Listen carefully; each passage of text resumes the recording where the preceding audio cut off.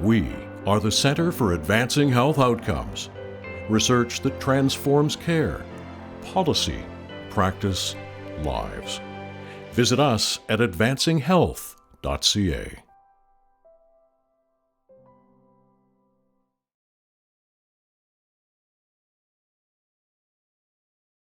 Good afternoon, everyone. Welcome to our work in progress session. My name is Amy Salmon. I am a scientist as well as the Associate Director here at the Center for Advancing Health Outcomes. And it is my pleasure today to be co-presenting this presentation with colleagues Beth Snow and Maja Kolar, which also includes work with significant contributions from Jenyo Banjo, which focuses on the experiences of involuntary treatment under the Mental Health Act. The focus of this work specifically will be on designated facilities operated by both Vancouver Coastal Health Authority and Providence Health Care. Before we begin, I'd like to acknowledge with gratitude and respect that the work that we are speaking about today has been conducted on the unceded and ancestral homelands of the Musqueam, Squamish, and Tsleil-Waututh First Nations. And in so doing, acknowledge that the work that has been done in this place also very much reflects the legacies of involuntary treatment and the legacies of colonization and systemic racism, to which we are jointly committed to combating and dismantling within our health systems. I will briefly pass it to Beth and Maja to introduce themselves, and then we will get going with the presentation. Beth? Hi, my name is Beth Snow. I'm a scientist and the head of evaluation for the Center for Advancing Health Outcomes. And Maja? Hi, everyone. So sorry that I am not able to join you today in person. I am actually calling in from Winnipeg. And I want to acknowledge that I'm gathered on the lands of the Treaty 1 territory within the Winnipeg area, and the lands are the heartland of the Métis people. So to folks who don't know me, my name is Maja, pronouns they, them, and I am the Director for Legislative Initiatives for Providence Health Care, also supporting the work across VCH PHC pertaining to Mental Health Act standards and practice. Thank you, Maja. And you will hear more about this in a moment, but we also, I am presenting this work, want to extend a special thanks and acknowledgement for the exceptional contributions from every member of the Evaluation Advisory Committee who guided this work and whose names appear here. So there we are. Maja, over to you. Thanks, Amy. So some folks might be aware that there have been several systemic reports pertaining to the Mental Health Act. You'll see them all listed here. Some of them specifically directly focus on the involuntary admissions process under the Mental Health Act, and some mention people's experiences while receiving treatment under the Mental Health Act with involuntary care processes. So with basing this work, we actually started some of this work moving forward with the Committed to Change report that you'll see there on the left-hand side, which was released in 2019 by the Office of the Ombudsperson. And the most recent report, which was an update to the investigative report from the Office of the Ombudsperson's office in 2022 of July. So if you move on to the next slide. With the Ombudsperson's report, VCH PHC decided to engage in a strategy for addressing and responding to the recommendations put forward by the Office of the Ombudsperson. And this occurred ever since the release of the initial report in 2019, and then continues on various levels to this day in 2024. So I asked at the top of the screen there is involuntary admissions support team. So one thing that VCH PHC did was employ an entire team, which is about 8 people, to help with the education, intervention, auditing, and engagement to ensure that we implemented the Ombudsperson's report recommendations. At a high level, you'll see with the education strategy over the last 2 years with this team, which was recently concluded as a project, over 1,100 education sessions and engagements were provided with over 7,600 staff and medical staff receiving this education. We developed a provincially approved module with 5,500 VCH PHC staff completions pertaining to the Mental Health Act. Over 4,000 staff educated pertaining to the new implementation of Form 4.1 and Form 4.2, the recent changes, and then also developed over 30 plus education materials. We also engaged in intervention and auditing, which provided real-time daily corrective feedback, daily live audits across each of the designated facilities. We circulated these live audit outcomes to staff and medical staff, and then also conducted quarterly audits, which were 6-month retrospectives submitted to the Office of the Ombudsperson and the Ministry of Health. And finally, one of the last areas of the strategy included engagement. So we facilitated site meetings with operations and medical leadership across each of the designated facilities, chaired regional ombudsperson mental health platform steering committee.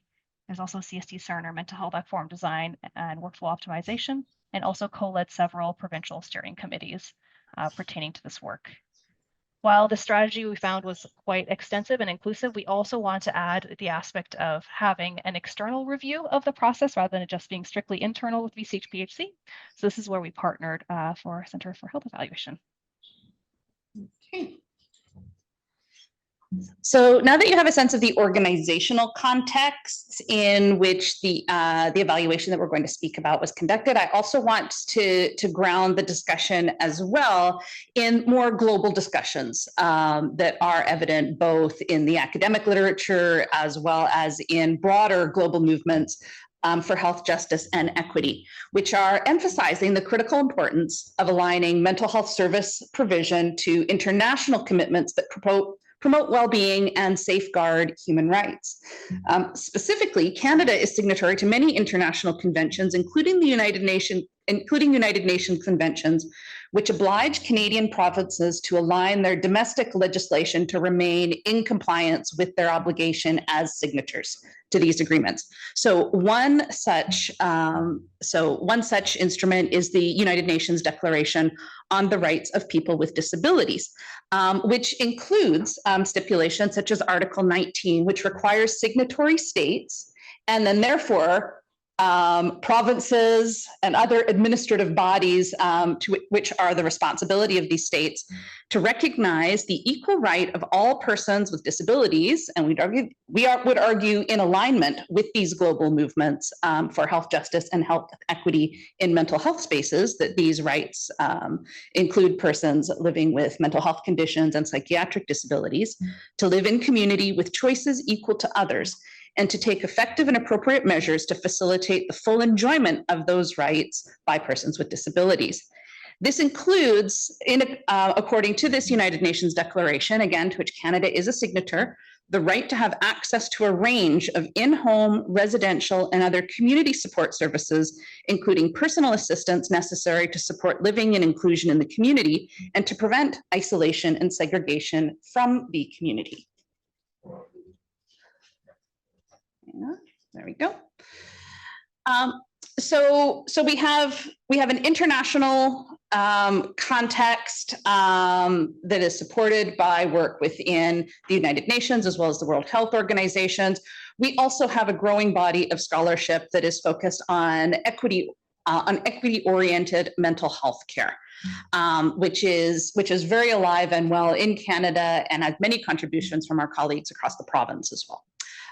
Many of whom are also members of the advisory committee for this work.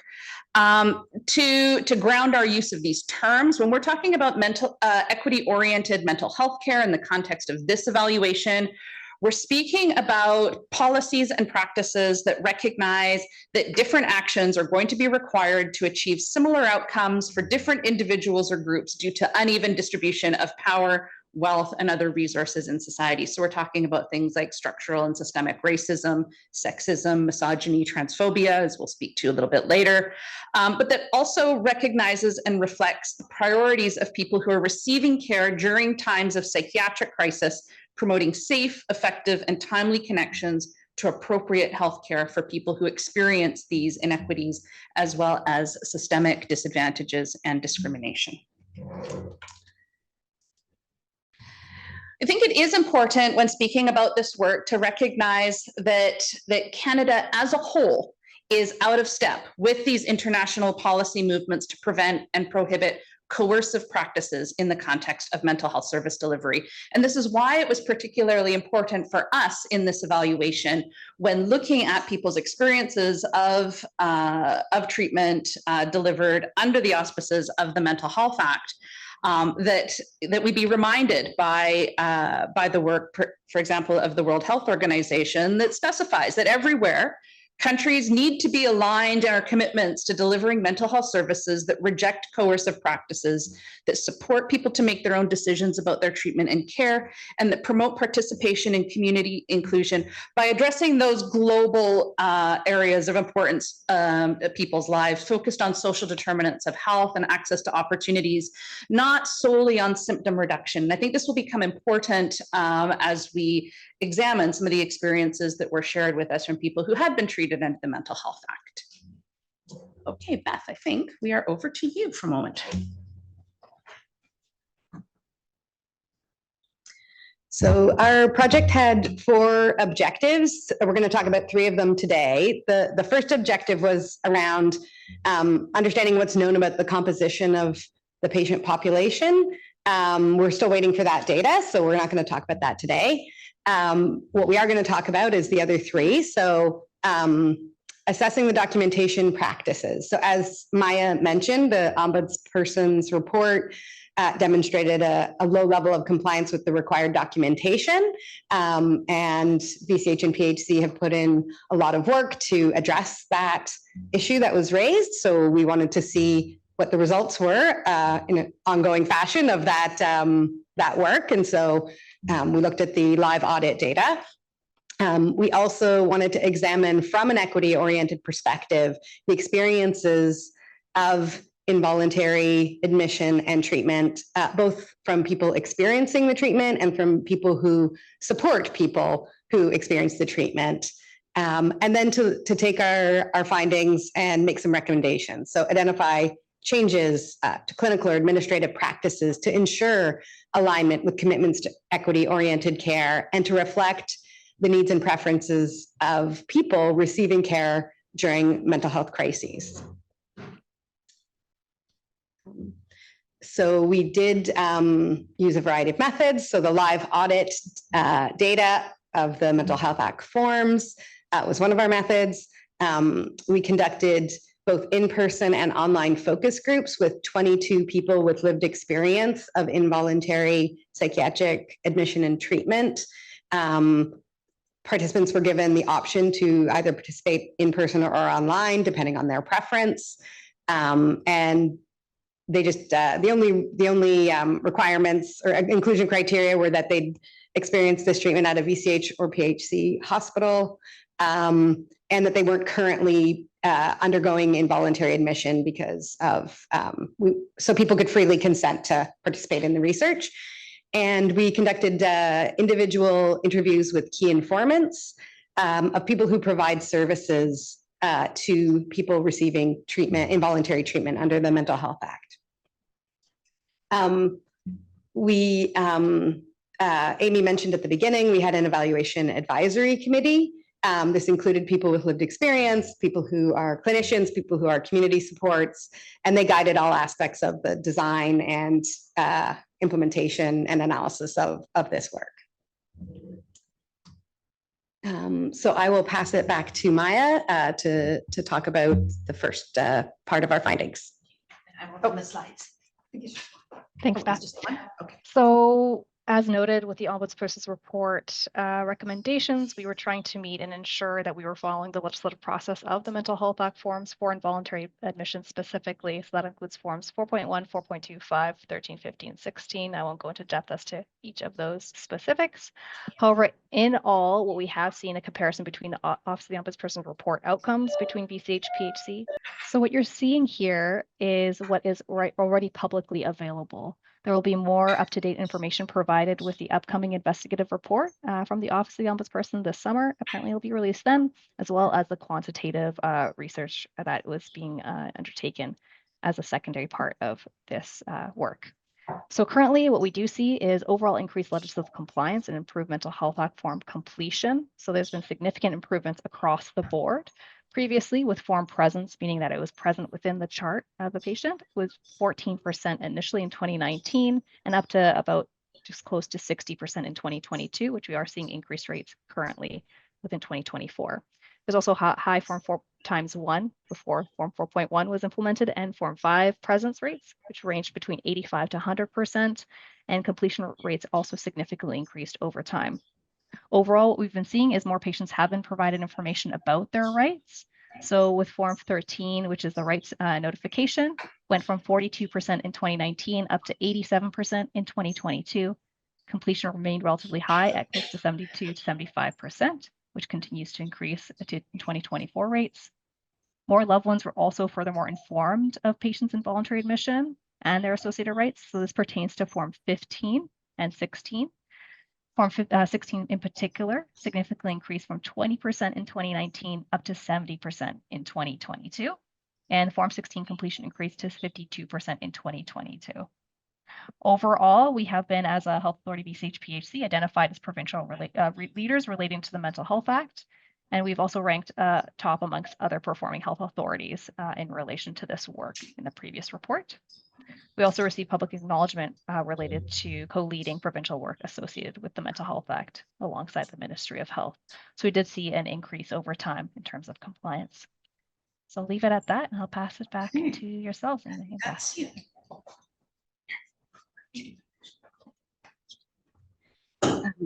Thanks, Maja. So now turning to our qualitative findings. As I mentioned, our focus groups with people with lived experience was 22 participants. Our interviews with clinicians and what we've labeled here as service providers. I recognize that clinicians are also service providers, but what we mean by service providers is people who aren't clinicians but provide support. So things like legal advocates, peer support workers, and leaders and managers. So we had roughly half clinicians and half other types of service providers that we interviewed. Some of the themes that we found. Mental health crisis care essentially is involuntary care. Voluntary treatment, both in the community to help prevent people from reaching a state of crisis, very limited, inaccessible, as well as voluntary treatment within the hospital was also rarely seen. Often involuntary treatment was seen as the only way to access care at all, particularly in times of crisis. So we have a few example quotations. One clinician told us that people are uncomfortable with voluntary patients in an acute care setting. It almost feels like a luxury to be admitted voluntarily in an acute care setting. And we heard from many people that there just aren't enough resources, both in community and acute. People don't have a place to go. So we need a strong foundation of voluntary community-based care focused on the social determinants of health. People talked about, understanding that in our current state, involuntary treatment for some people, maybe it saves their lives, but I think I just want more resources available for folks before it gets to that point, ultimately. And clinicians also talked about feeling kind of stuck with feeling like they have to use involuntary admission and treatment with some of just the requirements in our system. So to get people to have treatment in the community, it's very limited. So sometimes there was a feeling that if I as a clinician take away the involuntary status, then I can't access anything in the community for them. So really feeling like wanting to be able to do other things and the system not allowing for that. We did hear a lot of negative experiences with the hospital admission. So some people did describe some positive outcomes associated with the treatment they received, and then expressed gratitude about having received treatment during a crisis. But again, this is in the context of involuntary treatment being seen as the only option. We don't know what outcomes would have been if they'd had options to voluntary treatment. They may have also had positive outcomes then. But we heard a lot of negative experiences, including many people talking about fear and being overwhelmed, feeling stigmatized and traumatized, and many people talking about feeling like they were treated like a criminal or treated like a child. We had heard descriptions like, being put into seclusion rooms, being injected with medications, having no idea what was happening or why, And this is described as a brutal assault on one's human dignity, to one's human rights, to one's perception of who we are in the community and how we're appreciated and included in the greater community. Many people talked about having many experiences with being involuntarily admitted and treated. One person with lived experience talked about, generally, my experience has been I'm escorted by security guards in a wheelchair. That's scary because they're big, they're burly, they're scary. And again, expressions of feeling like they were being treated like criminals because our rights are taken away. We're not criminals, we're in a medical facility, but we're treated as a criminal that has done something wrong. As well as being feeling like you're being treated like a child when you're actually adult with a mental illness, which is very different than being a child.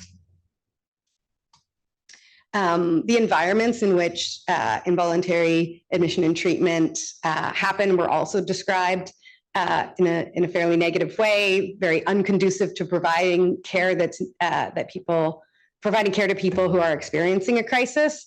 The chaotic nature, loud, crowded, that sort of thing, a lack of privacy, as well as a lack of time for interaction between clinicians and patients, for clinicians to be able to deliver the quality care that they want to. We heard over and over again, clinicians want to provide trauma-informed care. They want to provide good quality of care, and the system just isn't helping them to do that.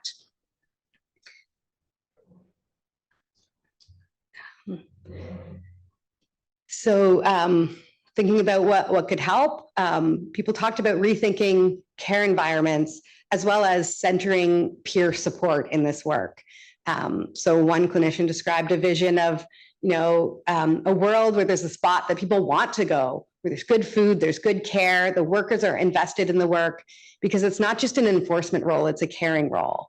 And I think that funding could be there because I know how expensive that carceral approach is. I know how much the police cost. I know how much having someone locked up in a psych ward costs. So yeah, I'd like to see a world where voluntary services are not only available, which doesn't exist, so that'd be a huge step, but where voluntary services are something that are incentivized, that people feel like they want to go. We also heard a lot of support for having peer support. So there is peer support in the system. People want to see more of it because they found it really valuable. Having someone there that could reassure me, this is what's going to happen. You're going to meet the psychiatrist or whatever the process is. And then if I'm admitted to the ward, or in this case, certified, to explain what that means. So having someone who's been through the experience, who can relate to you and help support you through that, was seen as a really valuable experience for people. We also heard a lot about barriers to equity-oriented care. So people with lived experience and people who provided support to them described incidents of discrimination. So there was perception of risk and behavior that was influenced by racism. So for example, men of color being viewed as more dangerous, and examples of sexism, for example, women being judged on their appearance or their sexual behavior, with the connotation that it's a psychiatric symptom if you're not well kept, if you're female, which wasn't seen generally for males. We heard about pregnant people being certified during their pregnancy over concern for the fetus, and then decertified once the baby was delivered, as well as there not being options for new parents and newborns to be kept together during an involuntary admission. We also heard discussions of patients' identification with gender different than the one assigned to them at birth being viewed as a symptom of mental illness. So some really concerning examples of discrimination. And we also heard specific examples of anti-Indigenous racism as well. So for example, a patient who is speaking their own Indigenous language was described in a chart note as speaking gibberish. So again, someone trying to practice their culture being viewed as a symptom of a mental illness as opposed to a healing practice that someone was doing. And I will pass it to Amy to talk. There you go.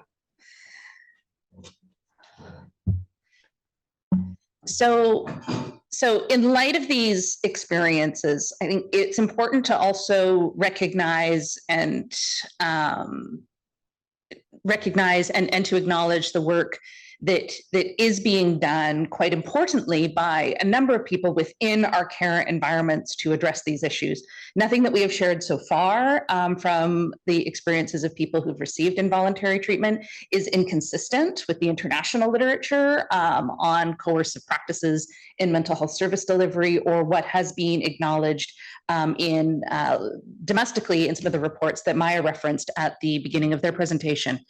Providers in particular spoke to a desire to have more and better support for Indigenous wellness liaisons and Indigenous patient navigators, both at PHC and VCH, noting the exceptional contribution that these teams make to dismantling that legacy of colonization in involuntary admissions processes, and the support that is required systemically for these teams to be empowered and authorized to make those changes within systems, to be integrated into care teams. We also saw service providers speaking about specific examples that they noted of times when they had accompanied patients through an experience of involuntary admission, where they had access to cultural safety, to trusting relationships, and to healing environments that had been created through members of these staff.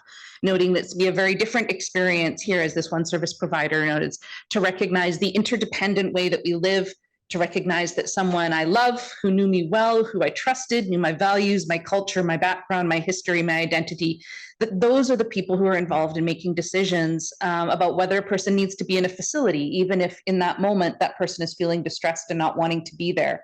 That knowing that there is that community involvement and contribution to the care environment and to the care planning can make a huge difference to people's experiences in care and ultimately to their outcomes.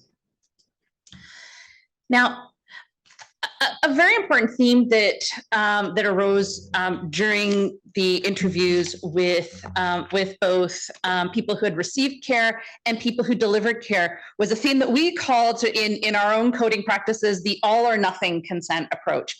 This actually means a very specific thing, though. We're reporting this in the words used by the interview participants, but they are speaking to a specific policy context that is unique to BC, which is about the deemed consent approach. So BC is the only Canadian province that uses what's called the deemed consent approach. It's in fact the subject of a challenge right now at the BC Supreme Court that's been brought forward by the Council of Canadians with Disabilities. And it speaks to one specific subsection of the Mental Health Act, as well as two paragraphs in the Representation Agreement Act and the Healthcare Consent and Healthcare Facilities Admissions Act.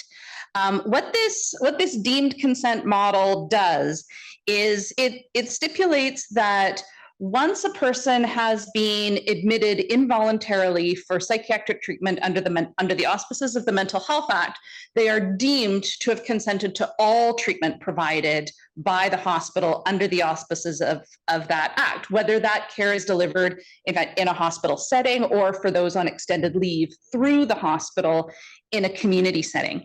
And this was critically important, I think, for many participants who are speaking to their experiences of feeling disenfranchised, having that lack of autonomy, many of those experiences that spoke to earlier, where even when folks were acknowledging that they may not have met the legal threshold for providing informed consent to treatment, that they're still human beings and present in a space and willing and capable of being part of conversations about how they're being cared for inside that space. And we're really looking for opportunities for service providers to open up those conversations. And we saw good examples of this practice making a big difference to patients when they're seeing it. So some of this is about a formal acknowledgement as some of the folks who are quoted here saying, feeling like they were a persona non grata, that nobody discussed anything with me, or not having an understanding that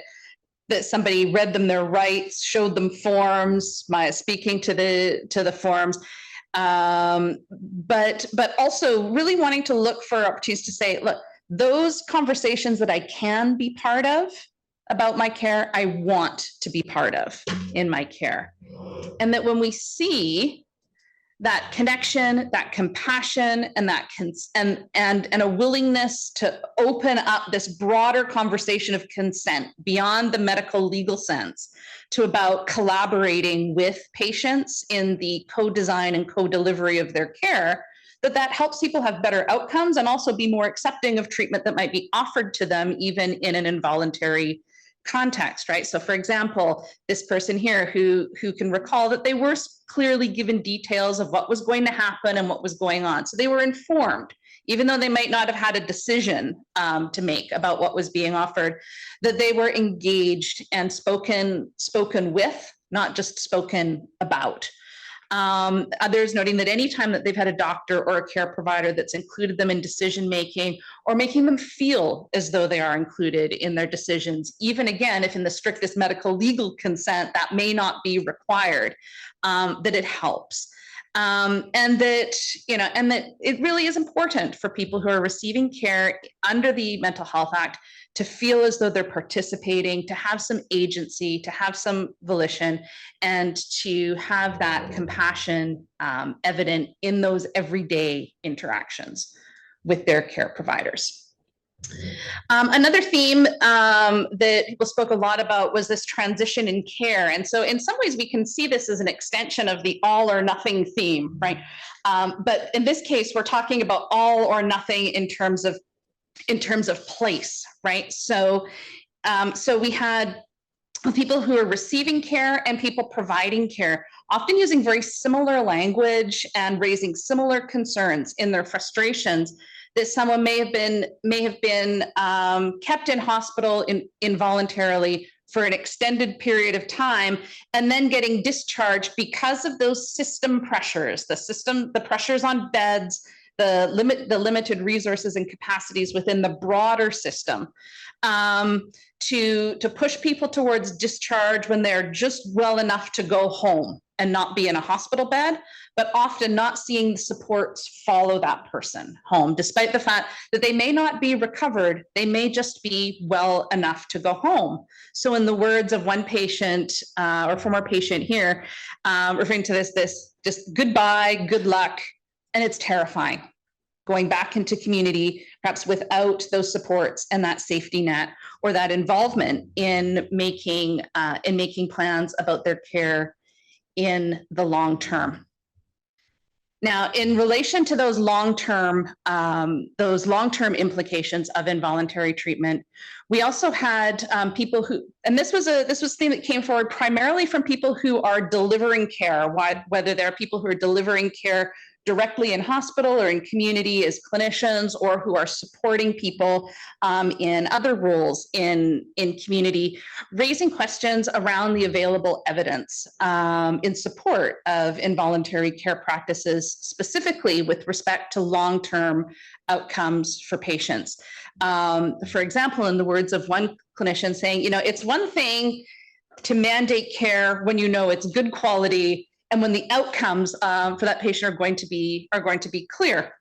But that if you mandate care and it's unclear what the positive effect will be, other than in that immediate acute period when the person comes to hospital in crisis, that it's very problematic, in the words of this clinician, or it brings out the more problematic aspect of mandated care, which is terminating someone's freedom, and recognizing the knock-on effects that has for people who come to care involuntarily under any context, but even more specifically for people who come to care as members of communities who have historic legacies of expecting to be disenfranchised and receiving discriminatory or even slightly different treatment when they come to care as a result of who they are or where they come from. And the concern, and also noted this one provider, that we may not be opening this space up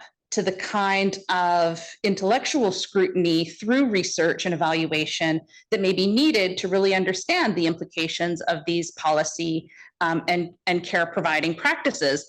in the words of this participant, that the intention to help shuts down evaluation of what the impact is. And here I think we should also be acknowledging that it's an intention to help, and it's the intention to help that often comes in the context of an acute crisis, when someone may be very unwell or very distraught, that is part of an extended sequelae of multiple systemic failures to provide support to people when it's needed in community preventatively, so that when they come to hospital, the options are limited. And so I think, again, as a center, these are important questions for us to be continuing to explore, and perhaps contributing to the gap in available literature to guide policy and practice. So we have many recommendations, as I'm sure that you can expect, that come from this work, and this is very much work in progress. We don't have the time today to highlight all of the recommendations that have been made, but wanted to put forward some that we felt might be most relevant for this audience and in this space, right? So the first recommendation would be that whether we are developing or delivering or evaluating mental health service delivery, that it is helpful and indeed necessary to do so using methods, approaches, and to be informed by the work that has previously been done in this space to ensure that we are aligning with Canada's obligations as a signatory to those international human rights conventions, right? That it's very important to be attending to local context, but we are part of much larger systems and processes, and Canada as a country has made these agreements. Given that we are signatory to these agreements, it would be helpful to see resources follow to those systems and service providers doing the work on the ground every day to ensure that the rights of people with disabilities, including psychiatric disabilities, are being respected. Including patients in decision-making, right? Again, this speaks to that deemed consent model and how effective and important it is when clinicians in hospital, when community-based service providers, and everyone within that broader circle of care works to maximize opportunities to offer choice and support for patients to exercise their agency and control whenever possible, even acknowledging that care may be delivered in the current time under the auspices of the Mental Health Act, which may limit their medical legal rights. Of course, we want to underscore how critically important it remains to be aware of and responsive to the ways that racism, sexism, and transphobia can influence our views and decisions about people who are involuntarily admitted and treated. And I think here it's important for us to underscore, I think, and hopefully you're getting this as some of the undercurrent of the presentation, that the impetus for this evaluation was really around wanting to provide a transparent or third-party perspective on whether VCH and PHC were achieving their aspirations to come into compliance with those recommendations from the Ombuds reports, to ensure that the medical legal aspects of involuntary mental health treatment were being met, right, through the completion of those forms. But I think we all recognize that compliance with the medical legal aspects of the Mental Health Act alone doesn't guarantee quality of care. It doesn't guarantee alignment with commitments to equity-oriented care or to the protection of human rights in the much broader sense. Although the completion of those forms is in itself a very important indicator of such compliance, it is not the only or all-encompassing lens through which we should view this. I think the delivery of evidence-based mental health care in all forms requires mental health systems and service planners to acknowledge the mounting evidence within that international context that we've spoken of, that insists upon an urgent movement away from coercive care practices. And indeed, people with lived experience of receiving care and providing care identified serious and concerning lack of system-level supports for this work and pathways for prioritizing and enabling low-barrier access to voluntary community-based mental health systems and services and supports. The built environment was also, I think, a very important area. And again, this is something that is a very live discussion, I know, in many of our spaces where we're contemplating the building of new hospitals, and the needs for spaces within those hospitals to support and align with and provide a strong foundation for some of these commitments. But again, people who are receiving and providing care were united in wanting settings that felt less institutional, that felt calm, that used trauma-informed design, and that had amenities available to ensure that specific kinds of activities were possible, like having a private phone conversation, or spaces that would support birthing parents and their newborns to remain safely together. Ensuring that those transition plans are developed in ways that demonstrate adaptable and context-specific planning that's reflecting that goal that we're all working toward, from that seamless connection between acute and community services. So we don't get the all or nothing experience happening there either. Since we began this evaluation, and again, in response to some of the recommendations from that 2019 report from the BC Ombudsperson, in April of 2022, the BC Attorney General announced Bill 23, which is the Mental Health Amendment Act, which would allow people who are detained and treated under the Mental Health Act in hospital to access legal support from an independent rights advisor. So this is also work in progress, both at PHC and VCH, to implement a new independent rights service for folks within hospital. And so our recommendation, of course, is to evaluate that implementation to ensure staff are routinely and effectively referring patients to that service, that it's meeting the needs of people it's intended to serve. And we would recommend prioritizing an initial evaluation that's focused on addressing the factors that might prevent people from using those services, given what we have learned from people with lived experience of receiving and providing care. And there we go. We'll pause there. Thanks for your attention. What are your questions?